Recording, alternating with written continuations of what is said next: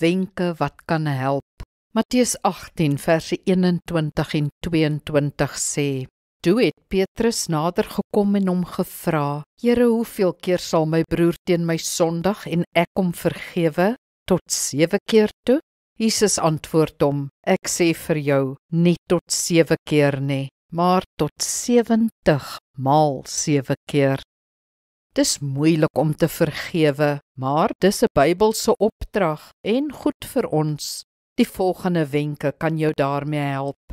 Gaan praat met die persoon as jy kans sien. Dit kan lei tot meer begrip wederzijds of berou en belydenis wat vergifnis en herstel makliker maak.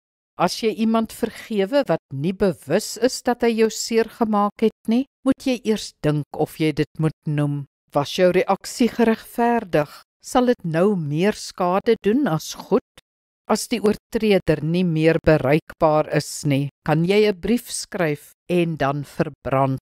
Dit gee jou steeds die geleentheid om te sê wat jy wil sê en vergifnis uit te spreek.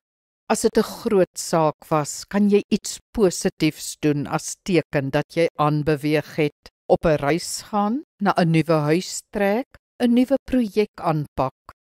Kom ons bid saam. Hemelse Vader, lei my in hoe ek my verhoudings moet hanteer, want elke situasie is uniek. Wat in die een geval nodig is, sal nie in 'n ander geval werk nie.